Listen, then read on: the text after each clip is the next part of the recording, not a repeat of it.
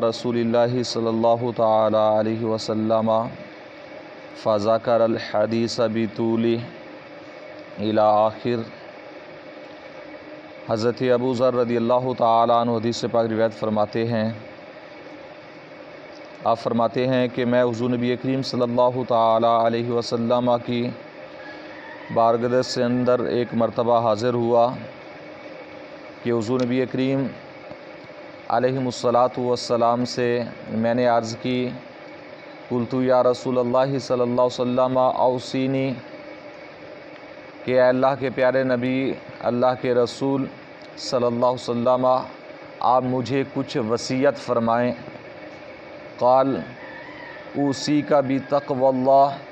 تو حضور نبی کریم صلی اللہ علیہ وسلم نے فرمایا کہ میں تمہیں وصیت کرتا ہوں کہ اللہ سے ڈرتے رہنا۔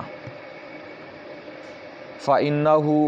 أَزْيَنُ لِأَمْرِكَ كُلِّهِ، پیارے آقا علیہ الصلوۃ والسلام نے فرمایا اس لیے کہ یہ تمہارے تمام معاملات کی زینت ہے، خوبصورتی ہے، کہ اگر تم اللہ تعالیٰ سے ڈرتے رہو گے تمہارے سارے اعمال مزین رہیں گے۔ اور فرمایا آپ علیہ الصلوۃ والسلام نے جب یہ فرمایا تو حضرت ابو ذر آپ فرماتے ہیں میں نے عرض کی، قلت زدنی، کہ اے اللہ کے رسول مزید کچھ اور بھی مجھے وصیت فرمائیں اس کے علاوہ بھی۔ قال علیک بتلاوۃ القرآن و ذکر اللہ عز وجل فإن ذلک لک نور فی السماوات و نور فی الارض۔ تو آپ علیہ الصلوۃ والسلام نے فرمایا اے ابو ذر تم پر لازم ہے کہ قرآن مجید فرقان حمید کی تلاوت روز کیا کرو، لازم ہے قرآن کی تلاوت کو اپنا لو اور اللہ تعالیٰ کے ذکر کو اپنا لو، اس لیے کہ یہ تمہارے لیے آسمانوں کا اور زمین کا نور ہے۔ جب قرآن کی تلاوت کرو گے، اللہ کا ذکر کرو گے، یہ تمہارے لیے دنیا کے اندر بھی اور آخرت کے اندر بھی یہ تمہارے لیے نور کا سبب بنے گا، روشنی کا سبب بنے گا۔ آپ فرماتے ہیں میں نے پھر عرض کی، قلت زدنی، کہ اے اللہ کے نبی صلی اللہ تعالی علیہ وسلم مزید اور بھی مجھے وصیت فرمائیں۔ قال علیک بطول الصمت الا من خیر فانہ مطردۃ للشیطان وعون لک علی امر دینک۔ نبی کریم صلی اللہ علیہ وسلم نے فرمایا تو پھر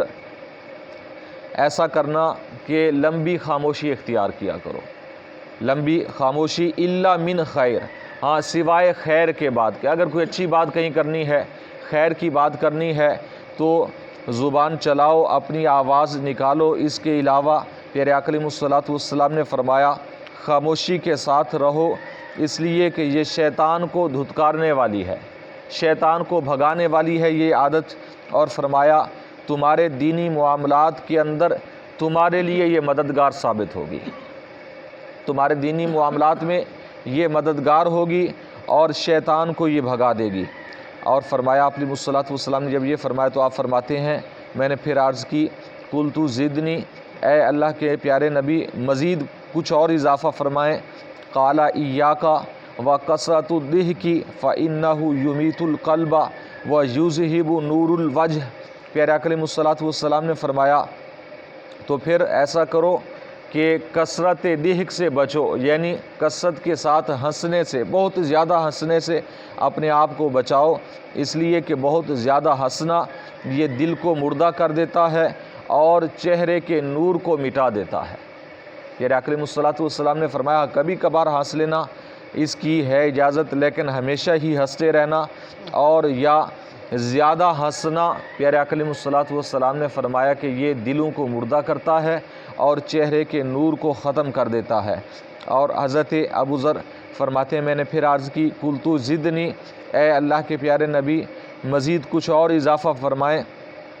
قال قل الحق وان کان مرا، قلت، کہ آپ علیہ الصلوۃ والسلام نے فرمایا کہ حق کی بات کہا کرو، ہمیشہ حق کہا کرو اگرچہ وہ کڑوا کیوں نہ ہو، یعنی اگرچہ حق بات کہنے پر پھر اس کے بعد تمہیں اس کی کڑواہٹ محسوس ہو کسی قسم کی، کسی طرح سے بھی، لیکن حق کی بات سے پیچھے نہ ہٹو، جو حق ہے اسے ضرور بیان کرو۔ قلت زدنی، آپ فرماتے ہیں میں نے پھر عرض کی یا رسول اللہ صلی اللہ علیہ وسلم مجھے کچھ اور بھی اضافہ کریں، کچھ اور بھی وصیت فرمائیں۔ تو آپ علیہ الصلوۃ والسلام نے فرمایا لا تخف فی اللہ لومۃ لائم، کہ آپ علیہ الصلوۃ والسلام نے فرمایا اللہ تعالیٰ کے بارے میں، دین کے بارے میں، دینی معاملات کے بارے میں کسی ملامت کرنے والے کی ملامت کا خوف نہ کرنا۔ کہ میں نے نماز پڑھی تو مجھے تو وہ کہیں گے دیکھو یہ پہلے کبھی مسجد میں نہیں آیا، آج یہ مسجد آ گیا، لوگ ملامت کریں گے۔ میں نے داڑھی رکھ لی تو لوگ ملامت کریں گے۔ میں دینی اجتماعات کے اندر اگر شریک ہوا تو لوگ شاید ہو سکتا ہے ملامت کریں، ایسا کرتے بھی ہیں نا لوگ ہمارے معاشرے کے اندر۔ تو پیارے آقا علیہ الصلوۃ والسلام نے فرمایا دینی معاملات کے اندر، اللہ تعالیٰ کے معاملات کے اندر اگر کوئی ملامت کرتا ہے اس کی ملامت کا خوف نہیں کرنا۔ تو دیکھیں ہم دنیا داری کے اندر کسی چیز کی ملامت کا خوف نہیں کرتے۔ دنیا داری کا نظام اگر ہمارا ہے تو اس میں کسی ملامت کا ہمیں خوف نہیں ہوتا، لیکن جب دینی معاملات کی باری آ جائے تو پھر بندہ کہتا ہے جی مجھے تو شرم آتی ہے کہ میں یہ کام کروں، مجھے تو شرم آتی ہے کہ میں مسجد کے اندر جاؤں، مسجد کی تعمیر و توسیع کروں یا دینی معاملات کے اندر تعاون کروں، مجھے تو شرم آتی ہے۔ تو یہ ساری چیزیں وہ ہیں کہ نبی کریم صلی اللہ علیہ وسلم نے فرمایا دینی معاملات کے اندر کسی ملامت کرنے والے کی ملامت کا خوف نہ کرنا۔ اور حضرت ابو ذر فرماتے ہیں میں نے پھر عرض کی یا رسول اللہ صلی اللہ علیہ وسلم کچھ اور بھی مجھے بتا دیں۔ تو آپ علیہ الصلوۃ والسلام نے فرمایا لا یحجزک عن الناس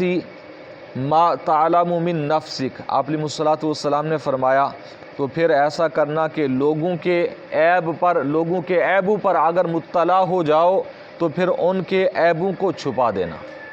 یعنی اپنے مسلمان بھائیوں کے کسی عیب کو اگر دیکھ لو جو ان کے اندر ہیں تو پھر اس کا ڈھڈورا نہ پیٹنا بلکہ اس کے عیب کو چھپا دینا کہ یہ مسلمان بھائی کا تم پر حق ہے۔ تو یہ پیارے آقا علیہ الصلوۃ والسلام نے کچھ وصیتیں، کچھ نصیحتیں حضرت ابو ذر رضی اللہ تعالی عنہ کے عرض کرنے پر آپ علیہ الصلوۃ والسلام نے بیان فرمائیں۔ ضروری جو چیزیں ہیں تو آپ علیہ الصلوۃ والسلام نے اس باب کی مناسبت سے